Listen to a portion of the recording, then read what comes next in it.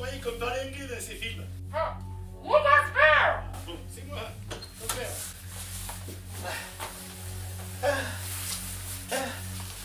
Ça y est. Tu l'as? Ouais, ça n'a pas été facile, mais... Ah. Bon, et les autres? Quoi, ton grand-père, ta mère, le chat et tout? Oui. Ben, je les ai brûlés. Ah, c'était des choses? Oui. Il n'y a que ton frère, disparu. Bon. Ah, c'est quand même un sacré coup de bol qu'on soit les seuls à avoir vu le film et lu tous les livres et qu'on soit les seuls encore vivants. Oui. Il faut quand même comparer le film Oui. et le livre. Oui. Et ça va pas être facile. Ça va pas être Ça facile. va pas être facile.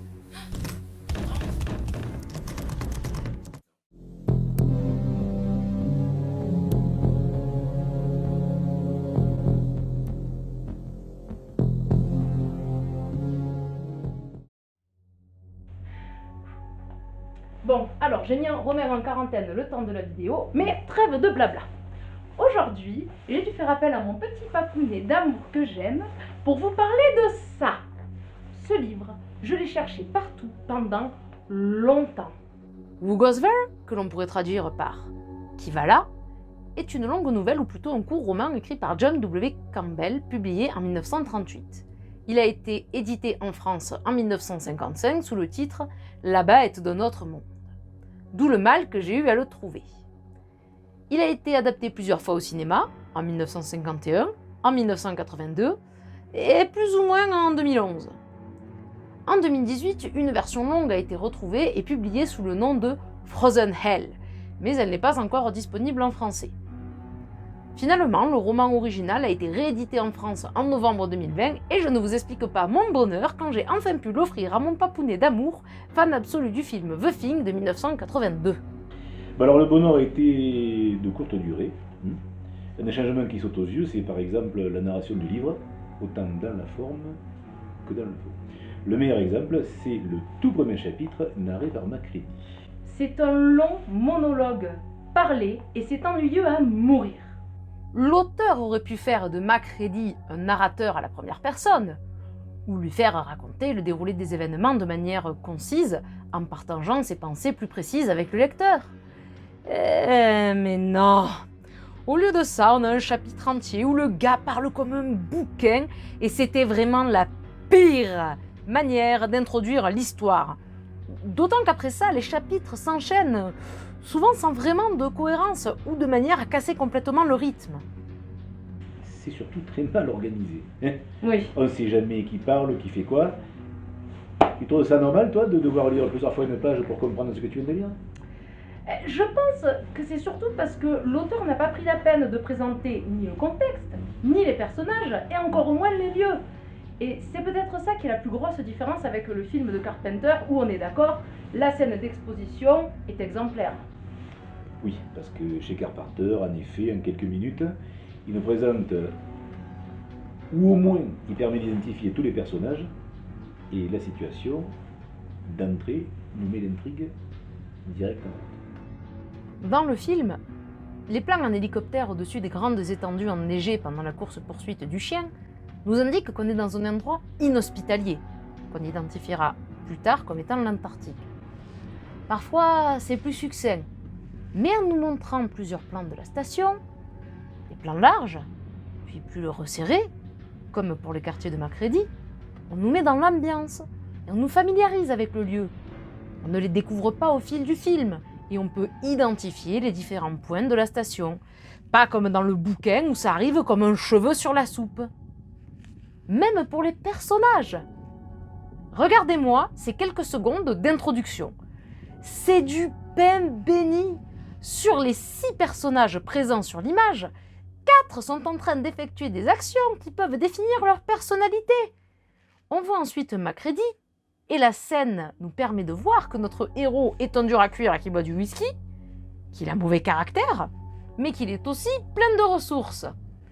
Bon, je ne vais pas présenter tous les personnages en détail, mais sachez qu'on les présente plus ou moins dans l'introduction, et vous ne pourrez pas les confondre ou les oublier. Quant à l'intrigue, on ne perd pas de temps.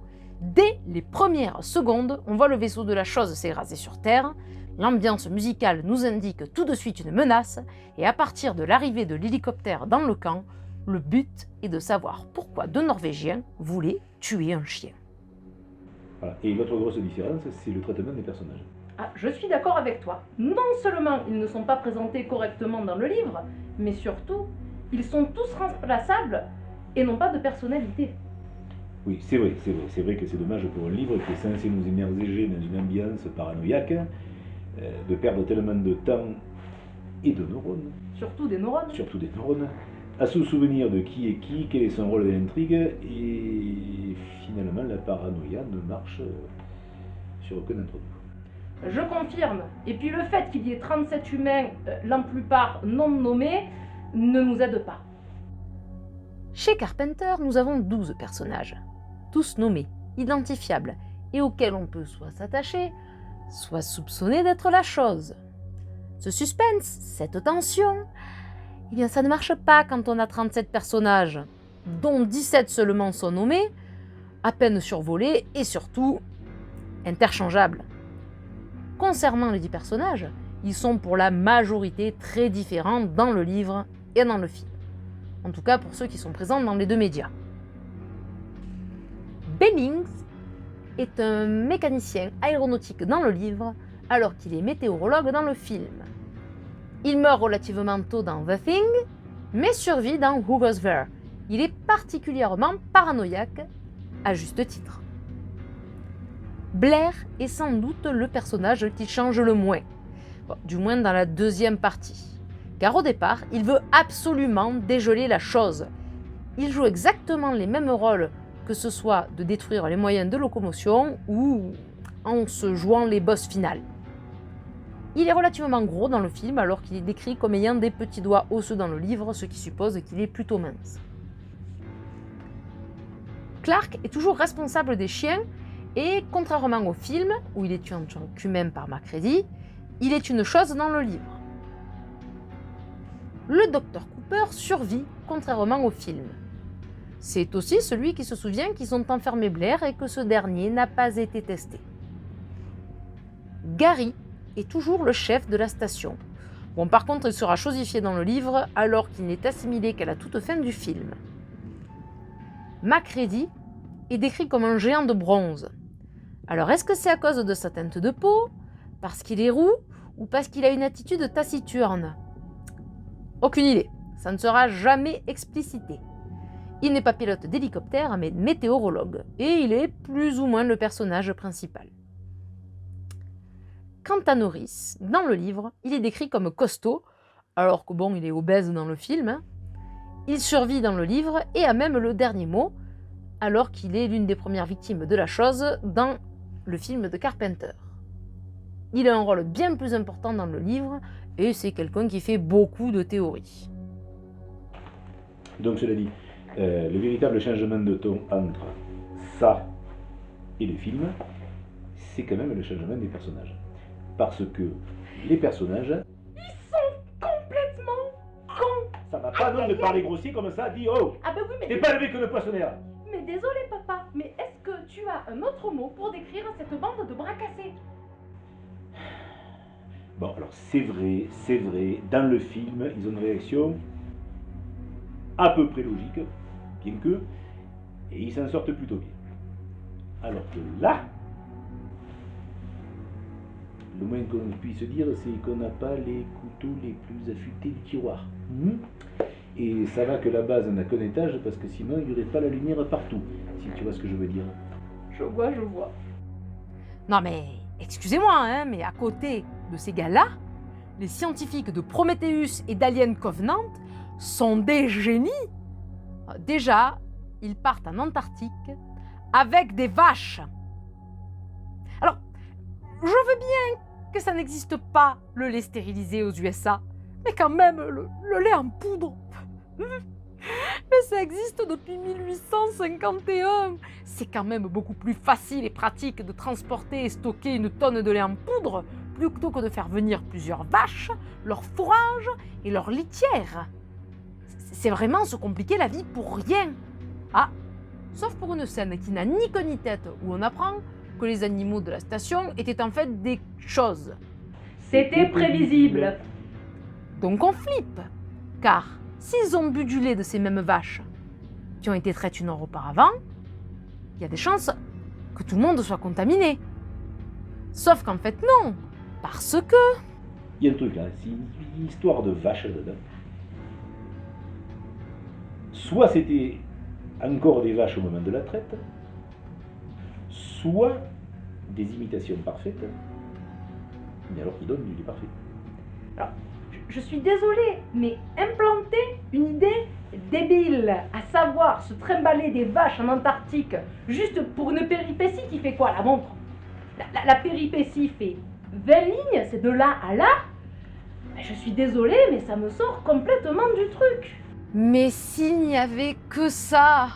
Mais quand Macready nous fait son exposition de 36 km de long, là, il nous explique qu'ils ont trouvé un vaisseau en plus de la chose. Et qu'ils voulaient y entrer. Alors déjà, avec le peu de matériel stérile qu'ils ont, moi, ça me semble un peu dangereux.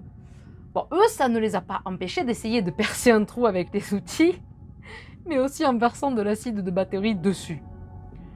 Puis finalement, comme ça ne marchait pas, ils se sont décidés à faire le tour du vaisseau pour voir si par hasard il n'y avait pas une porte d'entrée. Ouais, ils pensent seulement, après avoir tenté de défoncer la coque, à faire le tour pour voir s'il n'y a pas une porte. Porte qu'ils trouvent d'ailleurs, à moitié ouverte, mais gelée.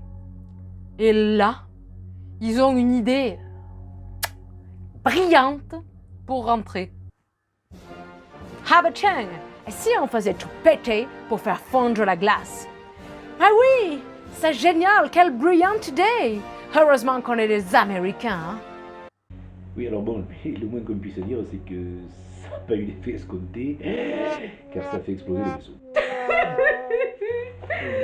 Mais c'est pas possible d'être crétin à ce point-là. Mais même moi qui ne suis pas scientifique, et tu le sais, mais même moi je sais que si on utilise de la dynamite sur un engin, ben ça explose et ça crame. Nos héros sont encore des blaireaux. Ça va. Bon, alors c'est vrai qu'en comparaison, les personnages du film de Carpenter ont la bonne idée de ne pas rentrer dans le vaisseau quand ils le trouvent. Et très tôt, ils veulent isoler les cadavres de la chose chienne d'abord, et ensuite de la chose à le visage. Mais même ça, dans le livre, c'est raté. Oui, car dans le livre, ils décident dès le début de dégeler la chose. Mais pourquoi? Pourquoi maintenant? Est-ce qu'il ne serait pas mieux de préserver cette découverte extraordinaire dans la glace et de la ramener pour l'étudier convenablement avec de meilleurs outils? Ces héros sont débiles au point de décongeler la découverte du siècle. Mais c'est pas le pire. Non, c'est pas le pire. Parce qu'ils savent que c'est une mauvaise idée. En plus, plusieurs personnages ont rêvé que cet alien dans la glace était dangereux et qu'il pouvait imiter les êtres humains. Ils en ont peur et malgré ça, ils le dégivrent. Tout, littéralement, tout leur indique que décongeler ce truc n'est pas une bonne idée. N'importe qui a un peu de bon sens aurait dû dire « Ce truc peut communiquer par télépathie à travers la glace. Il a l'air vachement en colère. Dans le doute, on le laisse dans son bloc de glace. » Mais non, ils décident de le dégeler. Et quand ils se rendent compte qu'ils doivent se mettre en quarantaine, ils cherchent toutes les excuses possibles à donner à la radio pour que personne ne vienne les voir. Mais ils se cassent vraiment la tête pendant plusieurs pages. Hé les gars, pourquoi ne pas dire on a un virus inconnu hyper dangereux. N'envoyez personne, hein. C'est le principe de la quarantaine. Ça y est, oui, t'es calmé? Allez, on va passer à la meilleure partie. Maintenant, on va parler de la chose. Oui. La chose. C'est pour elle qu'on a acheté ce livre. Et c'est vraiment la seule qui ne nous a pas déçus. Première divergence avec le film, elle a une forme originelle. Cette forme est vaguement humanoïde, avec une peau bleue, 3 yeux rouges, des dents pointues et des sortes de cheveux en tentacules. On y ajoute aussi un regard terrifiant qui nous rappelle qu'elle n'est pas vraiment sympathique. Et c'est un euphémisme. Pour rappel, dans le livre de Carpenter, elle n'a pas de forme prédéfinie. Dans le roman, les personnages se demandent un moment si la forme bleue n'est pas l'imitation de sa précédente victime, mais il n'en est rien, car une fois démasquée ou sur le point de mourir, la chose reprend cette apparence bleue en feulant. On semble comprendre que sa motivation est de partir de la station pour contaminer le monde. Donc alors la méthode d'assimilation, la chosification en quelque sorte, est aussi très différente dans le livre que dans le film. En effet, dans le film, on a quelque chose de visuel, de graphique, de gore, on pourrait dire, de poisseux. Il y a des fluides, du sang, des tentacules, des dents, qu'est-ce qu'on pourrait dire encore, des griffes, tout ce qu'on voudra, des habits déchirés, ça saigne. Il y en a partout. Il y en a partout. Voilà. Bon. Mais dans le livre, c'est pas le cas. Le procédé suggéré, Parce qu'il n'est même pas décrit. exactement, est extrêmement rapide. Si, il y a juste quand le chien se fait assimiler. On te dit qu'il est dedans, mais on ne te donne pas de détails. Et encore. Enfin bref, d'ailleurs, c'est ce qui choque les personnages, cette transformation quasi immédiate d'un humain en chose, sans qu'on s'en aperçoive. Et n'oublions pas que dans Who Goes There, la chose est télépathe, ce qui la rend bien plus dangereuse, car elle peut anticiper l'effet des gestes des humains, et surtout, elle les copie à la perfection. Ouais. Alors, dans le livre, comme dans le film, elle est démasquée par des tests sanguins, mais qui sont relativement infructueux au premier temps. Et c'est normal, car le test du livre est mal fichu. Alors, si j'ai bien compris, parce que j'ai pas tout bien compris... Oui, on a dû relire 3 fois Voilà. pour bien comprendre. Alors, ils doivent mélanger leur sang à celui d'un chien pour voir s'il a une réaction immunitaire sur le sang du chien. S'il n'y en a pas, c'est qu'on en a fait une chose. Voilà, c'est que je n'ai pas bien compris. Mais comme pour immuniser le chien, ils ont mélangé 2 sangs humains différents, alors le test est bancal. Car un des deux est une chose. Donc, soit l'homme, soit la chose est un humain ou inversement, et de toute façon, il y aura réaction. Alors, j'ai pas compris. T'as pas compris? J'ai pas compris. Non. Alors en fait, ils font un test sur le chien, sur un chien qui est immunisé à la chose en fait. Parce qu'on peut être immunisé. Mais voilà, mais c'est ça qui est con. On ne peut pas être immunisé à la chose, vu qu'elle copie les formes de vie. Alors là, tout ce qu'on vous dit des réactions d'immunité, là, non, c'est pas possible. Normalement, si un des deux personnages qui fait le test en mettant son sang dans celui du chien, qui soi-disant... Voilà, le sang du chien devrait devenir le sang de la chose, vu que la chose, elle copie les autres formes de vie. Oui, alors c'est vrai qu'en plus, à partir de ces observations, et d'ailleurs comme dans le film, quand même, Marc Reddy va comprendre que chaque cellule peut devenir une chose à part entière. Et c'est de là que va lui venir l'idée du test sanguin au chalumeau, ce qui contredit l'immunité du chien contre la chose. Surtout que même dans le livre, après, ils font le test au chalumeau. Exact. Et du coup, ça marche pas s'il y en a qui sont immunisés. Enfin bref, ce test, on est d'accord, c'est n'importe quoi. Ça résume un peu la vie générale qu'on a sur le livre. Les humains font erreur sur erreur. Sauf que contrairement au film de Carpenter, ces erreurs sont grossières. C'est même pas des erreurs à ce niveau-là, mais c'est de la connerie. Alors oui, effectivement, je veux bien, on était dans les années 30, mais tout de même, les lois élémentaires de la biologie et de la chimie étaient quand même connues des scientifiques de l'époque. Et je ne parle même pas du bon sens là. Genre, le gars qui est resté seul avec la chose en train de dégeler. Bon, ils sont gentils, ils le soupçonnent. Mais les gars, réveillez-vous, hein. C'est sûr que c'est une chose. Il était le premier en contact avec ce truc. Il est resté seul avec lui, avec cette chose qui a imité tous les putains d'animaux de la station et certains humains. S'il y en a un qui a 99,99% d'être une chose, mais c'est bien lui. Lui est le mec qui s'occupe des 70 chiens qui, je le rappelle, sont tous des choses. Ces erreurs sont grossières et inexcusables. Vraiment, ça m'écorche la bouche de le dire, mais je ne vous recommande pas de lire Who Goes There. Regardez le film de Carpenter, c'est une expérience bien plus enrichissante et effrayante. Pour Who Goes There, Oui, l'histoire est intéressante, certes, et effectivement, le concept du huis clos en Antarctique est attrayant.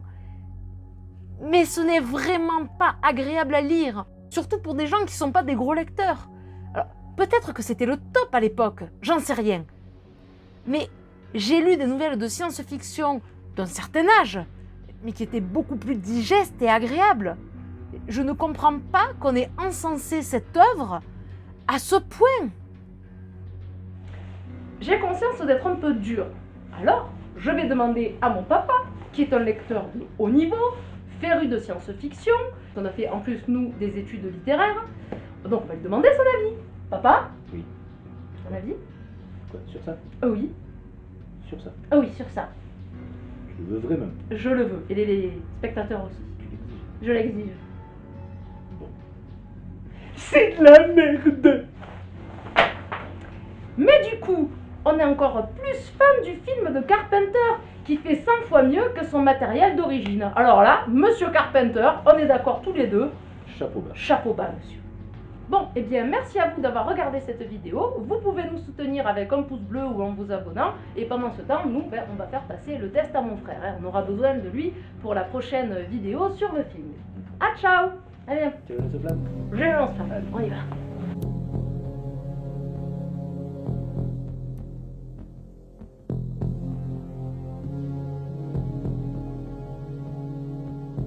Mais bon, du coup, on est encore beaucoup plus fan de Carpenter, parce que ça fait 100 fois... Je suis désolée, il va falloir le refaire parce que je me fatigue. Oh, désolée, on va devoir le refaire. Non mais là, faut pas le dire, là, je vais me faire défoncer. On On va devoir le...